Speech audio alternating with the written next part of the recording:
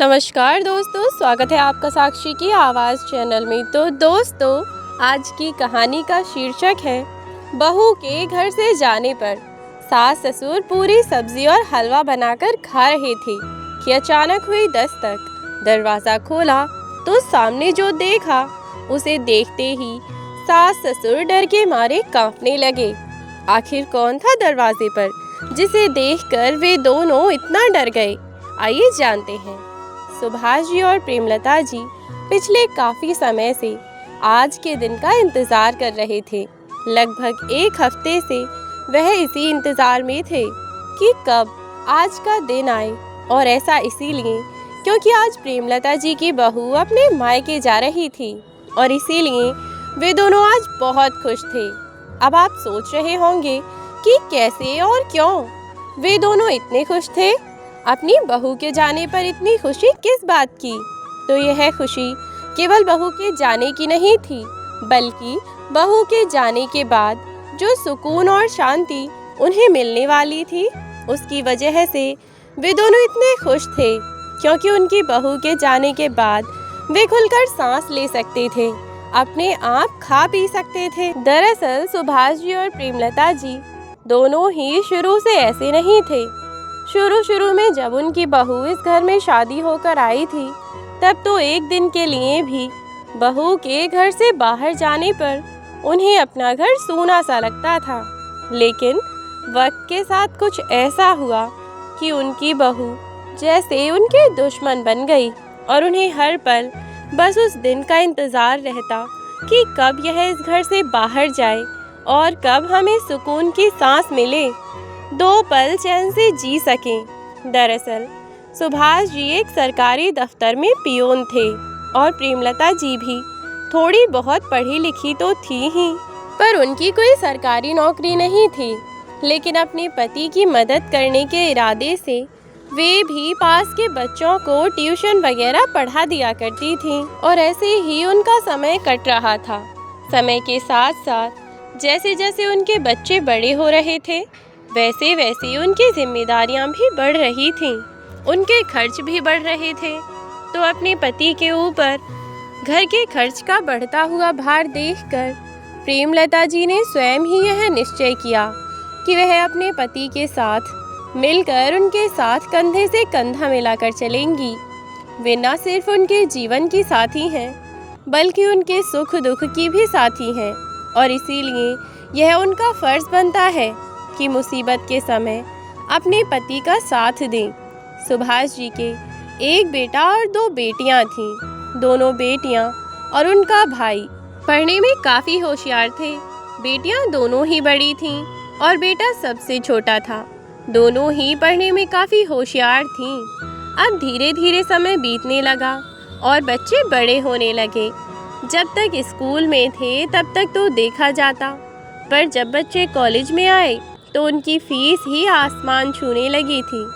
अब सुभाष जी की छोटी सी नौकरी में वह क्या क्या संभालते, इसीलिए उनकी पत्नी प्रेमलता जी ने भी प्राइवेट स्कूल में और साथ ही बच्चों को ट्यूशन पढ़ाना शुरू कर दिया था, जिससे कम से कम वे उनका थोड़ा बहुत हाथ बटा दिया करती थीं। और ऐसे ही अब समय बीतने लगा। धीरे धीरे दोनों बेटियों की ग्रेजुएशन पूरी हो गई। अब दोनों बेटियों के बीच में उम्र का ज़्यादा अंतर भी नहीं था, बस बड़ी बेटी 1 साल ही बड़ी थी। इसीलिए उनकी ग्रेजुएशन के बाद सुभाष जी ने उनके लिए ढंग के रिश्ते देखकर एक ही साथ दोनों बेटियों को विदा कर दिया। अब उन्हें केवल अपनी बेटे की चिंता थी। इधर बेटा ग्रेजुएशन तो कर चुका था, फिर उन्होंने उसे उसकी पोस्ट ग्रेजुएशन के लिए पढ़ाई के लिए बाहर भेज दिया। बेटा जब वापस लौटा तो उसने अपने माता पिता से शहर में ही रहकर नौकरी करने की बात की, लेकिन सुभाष जी और प्रेमलता जी ने उसे समझाया कि बेटा चाहे 2 पैसे कम की नौकरी कर लो, लेकिन यहीं आसपास कहीं नौकरी देख लो। इकलौते तुम ही तो हमारे सहारे हो। अगर तुम भी हमसे इतनी दूर चले जाओगे तो हम दोनों यहाँ क्या करेंगे? अब तो तुम्हारी बहनों की भी शादी हो गई है। जब तक उनकी शादी नहीं हुई थी तब तक तो फिर भी हम यह सोचकर संतोष कर लेते थे कि चलो कम से कम कोई तो है। लेकिन अब तो तुम अच्छे से जानते हो बेटा कि तुम्हारी बहनें तो घर पर हैं ही नहीं। ऐसे में तुम भी अगर हमसे इतनी दूर चले जाओगे तो हम कैसे रहेंगे। मान लो अगर इमरजेंसी में कभी कोई भारी बीमारी हो जाए या कोई और परेशानी आकर पड़े तो तुम अचानक इतनी दूर से तो नहीं आ पाओगे ना। इसीलिए हम तुमसे कह रहे हैं कि तुम यहीं आसपास कोई नौकरी देख लो। हालांकि सुभाष जी का बेटा तरुण आसपास नौकरी करना नहीं चाहता था, लेकिन उसे अपने माता पिता की बात भी सही लगी। इसीलिए उसने यह डिसाइड किया कि वह अपने शहर के आसपास ही नौकरी देख लेगा और उसने ऐसा ही किया। अपने शहर के आसपास ही उसने नौकरी देख ली और वह अपने घर से डेली अप डाउन करने लगा था। इधर जब से दोनों बेटियों की शादी हो गई और बेटा भी नौकरी पर लग गया तो दोनों पति पत्नी को भला किस चीज़ की चिंता थी सिवाय अपने बेटे की शादी करने के। और उन्होंने उसमें भी ज़्यादा देर नहीं की। जल्दी ही उनके बेटे के लिए रिश्ते आने लगे, क्योंकि तरुण भी एक सभ्य और अच्छा लड़का था। ना ही तो उसके अंदर किसी तरह का कोई ऐब था, ना ही वह बिगड़ा हुआ और बदतमीज़ था। बड़ा ही सभ्य और संस्कारी लड़का था और फिर किसी चीज़ की कोई कमी भी नहीं थी। और अब तो उसकी नौकरी भी लग गई थी, तो इसीलिए उसके लिए रिश्तों की तो कोई कमी नहीं थी। एक के बाद एक उसके रिश्तेदार उसके माँ बाप से उसकी शादी के लिए बात करते ही रहते थे। अब ऐसे में प्रेमलता जी और सुभाष जी ही भला कब तक अपने बेटे की शादी को टालते रहते। हालांकि उन्होंने काफ़ी समय तक बात को टालने की कोशिश की, क्योंकि अभी उनके बेटे को नौकरी करते हुए मुश्किल से 1 साल भी नहीं हुआ था। और फिर उन्होंने जब अपने बेटे से बात की तो तरुण ने भी यही कहा कि मैं अभी शादी करना नहीं चाहता, अभी थोड़े टाइम आप रुक जाइए। तो इसीलिए उसके माता पिता भी उसके साथ कोई ज़बरदस्ती नहीं कर रहे थे। लेकिन अब बीतते समय के साथ साथ लगभग 1-1.5 साल बाद जब उनके रिश्तेदार ने तरुण के लिए एक रिश्ता बताया तो उन लोगों ने सोचा कि हमें एक बार लड़की को देख लेना चाहिए, क्योंकि हमारे बार बार मना करने से फालतू में ही लोग आपस में बातें बना रहे हैं और फिर इनकार करने की कोई वजह भी तो होनी चाहिए। एक बार जाकर लड़की को देखने में क्या जाता है। अगर लड़की ठीक लगेगी तब आगे की बात देखी जाएगी। कई बार तो रिश्ते ढूंढते ढूंढते ही सालों निकल जाते हैं, पर कोई अच्छा रिश्ता हाथ नहीं लगता। अब सुभाष जी की यह बात प्रेमलता जी को बिल्कुल ठीक लगी और इस बारे में उन दोनों ने तरुण से बात की।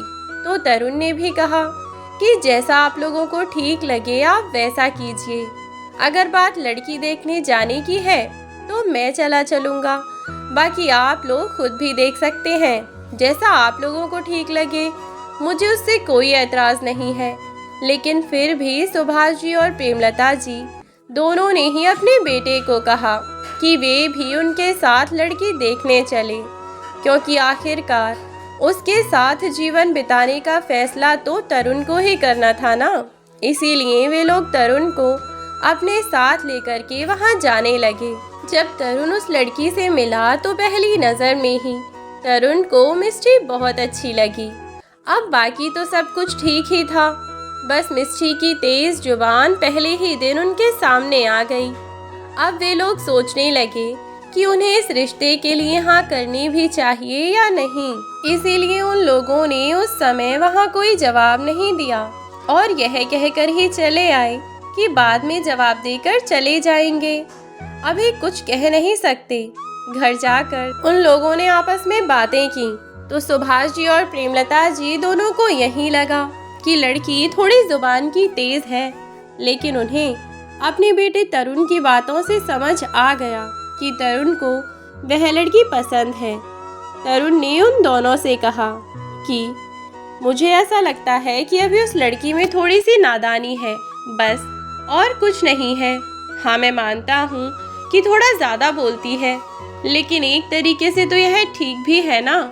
क्योंकि कहते हैं ना कि मन में बातों को दबा कर रखने वाले इंसान से बेहतर तो वह है जो सामने मुंह पर चाहे जो भी बात हो वह बात कह दे। मुझे तो इस रिश्ते से कोई ऐतराज नहीं है, बाकी जैसा आप दोनों को ठीक लगे। अब तरुण की तो सीधी सीधी हाँ थी, लेकिन प्रेमलता जी और सुभाष जी यही सोचकर थोड़ा पीछे हट रहे थे कि जब अभी से यह इतना ज़्यादा बोलती है तो शादी के बाद तो क्या ही होगा। फिर ऊपर से उनका इकलौता बेटा, अगर शादी के बाद कोई कलह कलेश होने लगी तो वे लोग यह सब बातें सोच सोच कर ही परेशान हो रहे थे कि तभी बिचौलिया का फ़ोन आया जिसने उन्हें रिश्ता भिजवाया था। वह उनसे पूछने लगा कि तुम लोग लड़की देख कर आए थे, तुमने जवाब नहीं दिया। तब उन्होंने अपने मन की सारी बात उनसे बता दी और ऐसे ही उसने लड़की के घर पर बता दिया। तब लड़की के घर वालों ने सुभाष जी का नंबर लेकर डायरेक्ट उनसे ही बात की और कहा कि देखिए भाई साहब, हम जानते हैं कि हमारी बेटी थोड़ी सी बड़बोली है, मुंहफट है, लेकिन वह दिल की बुरी नहीं है, बड़ों की इज्जत करना बहुत अच्छे से जानती है। इधर अपनी बेटी को उन्होंने पहले ही अच्छे से समझाया था कि जब तुझे देखने वाले आए तो अपना मुंह बंद रखना, वहाँ ज़्यादा नहीं बोलना और वहाँ पर अपना मुंह बंद करके ही बस बैठी रहना। लेकिन यह थी कि समझती ही नहीं, बस इसका मुंह ज़्यादा चलता है, बाकी कभी आपको शिकायत का मौका नहीं देगी। हर काम में एक नंबर है हमारी बेटी, चाहे घर के काम हो चाहे बाहर के काम हो, पढ़ाई लिखाई हो या फिर सिलाई बुनाई हो, सब कुछ आता है इसे। अब अगर आपको सब कुछ ठीक लगे तो आप उस लड़की को अपना लीजिए। लड़की बिल्कुल अच्छी है भाई साहब, मैं गारंटी लेता हूँ कि आपको शिकायत का कोई मौका नहीं मिलेगा। बिचौलिया ने भी उन्हें यह सब समझाया और जब इतनी सारी बातें कहीं उन सब ने, तो तरुण की भी हाँ ही थी। तो उन लोगों ने सोचा कि चलो रिश्ता ले ही लेते हैं, और शायद वे लोग यह रिश्ता लेते भी नहीं अगर तरुण को वह लड़की पसंद ना होती तो। हालांकि तरुण ने भी अपने माता पिता के साथ कोई ज़बरदस्ती नहीं की, लेकिन माता पिता से भला बच्चों के मन की बात कहाँ छिपती है। अब यह सब बातें देखकर तो सीधा सीधा समझ आ रहा था कि तरुण को वह लड़की बहुत पसंद है, क्योंकि तरुण के माँ बाप से ज़्यादा तरुण ने उस लड़की से बात की थी, तो इसीलिए उसने अपने माँ बाप को समझाया था। तो भला वे दोनों ही अपने बच्चों की खुशियों के क्यों दुश्मन बनते। उन्होंने भी हाँ कर दी और अपने बेटे की खुशी को देखते हुए उस लड़की के घर जाकर उसकी गोद भराई की रस्म पूरी कर दी। अब तो धीरे धीरे वह दिन भी आ ही गया जब तरुण और मिष्ठी दोनों की शादी हो गई। मिष्ठी का नाम तो मिष्ठी था, लेकिन उसकी ज़बान तेज़ मिर्च से भी ज़्यादा तेज़ चलने वाली थी। शादी करके नई नवेली बहू बनकर मिष्ठी अपने ससुराल में आई। उस वक्त उसकी दोनों ननद उसके घर पर आई हुई थीं और वे दोनों ही अपनी भाभी को बहुत चाहती थीं, क्योंकि उनका इकलौता तो भाई था और उनकी इकलौती भाभी उनकी लाडली तो होती ही, ऊपर से वह उनसे छोटी भी थी। शुरू में उसकी बातें उन सबको ही अच्छी लगीं, लेकिन भाभी अपनी ननद को कितना लाड करती है यह देखना भी बाकी था। एक दो दिन में शादी के बाद की सभी रस्में भी खत्म हो गईं और सब कुछ सामान्य रूप से चलने लगा। अब क्योंकि नई नई बहू शादी के बाद घर में आई थी तो वह अकेली थोड़े ही न रहती। यही सोचकर प्रेमलता जी ने स्कूल पढ़ाने जाना बंद कर दिया था। यह सोचकर कि वे सब अगर अपने अपने कामों में व्यस्त हो जाएंगे तो उनकी बहू तो बेचारी अकेली पड़ जाएगी और वह बोर भी हो जाएगी। इसीलिए उन्होंने अपना काम छोड़ दिया था और घर पर ही अपनी बहू के साथ रहने लगी और घर पर दोनों सास बहू ऐसे ही अपना हंस बोलकर टाइम काट लिया करती थीं। लगभग 1-1.5 हफ्ते बाद प्रेमलता जी की बहू ने उनसे कहा, मम्मी जी आप पहले तो स्कूल पढ़ाने जाया करती थी ना, फिर अब क्यों नहीं जाती? इस पर प्रेमलता जी ने कहा कि बेटा, मेरे लिए पैसा ही सब कुछ नहीं है। अब तुम इस घर में हो तो तुम भी मेरे लिए मेरी जिम्मेदारी हो। अब तुम अचानक ही नए घर में आकर अगर अकेली रहोगी तो भला तुम्हारा मन कैसे लगेगा? इसीलिए मैंने स्कूल की वह नौकरी छोड़ दी। अब थोड़े से पैसे के लिए मैं अपनी बहुरानी को अकेला तो नहीं छोड़ सकती ना। कहकर मुस्कुराती हुई प्रेमलता जी अपनी बहू की ओर देखने लगी कि तभी उनकी बहू मिष्टी अपनी सास के पास आई और बोली, मम्मी जी, अकेली कहाँ हूँ मैं? स्कूल में तो बस कुछ घंटे का ही काम होता है ना, फिर तो आप घर पर आ ही जाएंगी। और वैसे भी यहाँ आस पड़ोस के इतने बच्चे रहते हैं, मेरा भी ध्यान रखते हैं। और अब तो पड़ोस की दादियाँ भी और जो मेरी ननद लगती हैं वह भी अक्सर यहाँ आती रहती हैं। जैसे अगर आपका स्कूल पढ़ाने जाने का मन है तो आप चली जाइए। मेरी वजह से प्लीज़ आप अपना समय और अपना सपना मत छोड़िए, ठीक है? आप फिर से स्कूल ज्वाइन कर लीजिएगा। इस पर प्रेमलता जी बोली, बेटा, सपना वपना क्या, बस घर पर खाली पड़े रहने से अच्छा है कि थोड़ी बहुत जो पढ़ाई है वह बेकार नहीं जाएगी, और इस तरह ना ही तो मेरी पढ़ाई बर्बाद होगी और फिर घर में दो पैसे भी आते रहेंगे। बस यही सोचकर मैंने स्कूल में पढ़ाने जाना शुरू किया था। लेकिन अब ना ही तो ऐसी कोई ज़रूरत है और ना ही मेरा ऐसा कोई शौक़ है। हाँ, बच्चों से बातें करना, उन्हें पढ़ाना, उनके साथ घुलना मिलना मुझे अच्छा लगता है। लेकिन फिर ट्यूशन के बच्चे वह तो आ ही जाते हैं तो मन बट जाता है। फिर तब तो मैं अकेली रहती थी घर पर। अब तो तू भी है ना बेटा मेरे साथ, इसीलिए अब कोई परेशानी नहीं है मुझे। दोनों सास बहू इकट्ठे बैठकर खूब गप्पे लड़ाया करेंगे। इस पर बहू ने भी अपनी सास की ओर मुस्कुराकर देखा और बोली, ठीक कहा मम्मी जी आपने। अब वह क्या ही कहती, सास के सामने मुस्कुराकर तो रह गई, लेकिन मन ही मन अपनी सास को यह सोचकर कोसने लगी कि अरे माँ जी, क्या ज़रूरत थी काम छोड़ने की। मैं कोई छोटी बच्ची थोड़ी हूँ जो काम छोड़ दिया। कम से कम कुछ काम करती तो घर में दो पैसे तो आते ही।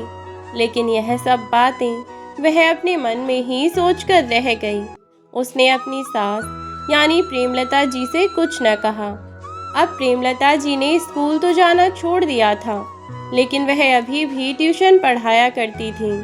और क्योंकि प्रेमलता जी जितनी अच्छी माँ और पत्नी थीं, वे उतनी ही अच्छी अध्यापिका भी थीं। इधर बेटे की शादी के बाद क्योंकि मिष्टी भी घर पर ही रहती थी, तो घर में आने वाली कमाई हो या खर्चे हों, कुछ भी उसकी नज़रों से बचा नहीं था। और इसीलिए उसे पता था कि उसकी सास और ससुर जी दोनों ही कमाने वाले हैं, और कहीं न कहीं उनके घर का हिसाब किताब इसीलिए इतना अच्छा हो गया था क्योंकि इधर तरुण के पिताजी भी अभी तक काम करते थे और उनकी भी महीने की सैलरी आती थी। और इधर प्रेमलता जी, उन्हें स्कूल से तो ज़्यादा सैलरी नहीं मिलती थी, लेकिन वे ट्यूशन से ठीक ठाक पैसे कमा लिया करती थी। इसीलिए उनकी फाइनेंशियल कंडीशन बहुत अच्छी थी। अब ऐसे ही समय बीतता रहा और घर में भी सब कुछ ठीक था। सास बहू के रिश्ते में भी कोई परेशानी नहीं थी। दोनों एक दूसरे के साथ बहुत अच्छे से रहती। जबकि एक बार मिष्टी ने तरुण को समझाने की कोशिश की थी कि तरुण, माँ को अगर पढ़ाना पसंद है तो माँ फिर से स्कूल जाना शुरू क्यों नहीं कर देती। घर में तो उनका मन भी नहीं लगता होगा अब, है ना? तुम एक बार माँ से बात करके देखो ना। तब तरुण ने अपनी पत्नी को साफ साफ कह दिया था कि देखो मिष्टी, जब माँ ने स्कूल पढ़ाना शुरू किया था तब वह हमारी ज़रूरत के लिए था, माँ के शौक़ के लिए नहीं। हाँ, मैं जानता हूँ कि माँ को छोटे बच्चों के साथ समय बिताना अच्छा लगता है, इसीलिए माँ अभी भी बच्चों को ट्यूशन पढ़ाती हैं। और वैसे भी अब हमारी ऐसी कोई ज़रूरत नहीं है जब से मेरी नौकरी भी लग गई तब से तो सब कुछ और ठीक हो ही गया है। पहले मैं और मेरी दोनों बहनें, हम सब के पढ़ने का खर्चा सबसे ज़्यादा था, लेकिन अब ऐसा कोई खर्च नहीं है। और फिर अब मैं भी कमाते हुए अपनी माँ से काम कराने के लिए कहूँ, नहीं नहीं, मैं ऐसा नहीं कर सकता और तुम भी भूल जाओ। इस पर सफाई देती हुई मिष्टी बोली, अरे नहीं, मुझे तो लगा कि माँ जी को पसंद है शायद टीचिंग, इसीलिए मैंने आपसे कहा, वरना मैं क्यों कहने लगी। मेरे लिए तो और अच्छा है कि वह घर पर रहें, जबकि यह तो उसने ऊपरी मन से कहा था। इधर अब कुछ दिनों बाद दोनों बहू बेटे बाहर भी घूमने गए और घर में माता पिता भी बहुत खुश थे क्योंकि उनके बच्चे खुश थे। थोड़े दिन बाद वे लोग वापस आए और फिर से सबकी ज़िंदगी अपनी अपनी पटरी पर चलने लगी। कुछ महीनों के बाद उन्हें पता चला कि मिष्टी माँ बनने वाली है। यह बात सुनकर घर में सभी लोग बहुत खुश थे क्योंकि सब जानते थे कि अब तरुण के बाद इतने वर्षों बाद इस घर में किसी छोटे बच्चे की किलकारियाँ गूंजेंगी। यह सब सोचकर सब लोग बहुत खुश थे। इधर सब लोग बहुरानी की सेवा पानी करने लगे। आखिर इतनी बड़ी बात थी उनके लिए, सास हो या ससुर, पति हो या ननद हो, सब अपने घर में आने वाले इस नए मेहमान के कारण बहुत उत्सुक थे और अब वे मिष्टी को हाथों ही हाथों रखने लगे। वह जो भी मांगती समय से पहले उसके हाथ में लाकर रख देते थे। दोस्तों, यह कहानी का पहला भाग है। कहानी के दूसरे भाग में आगे की कहानी जानेंगे।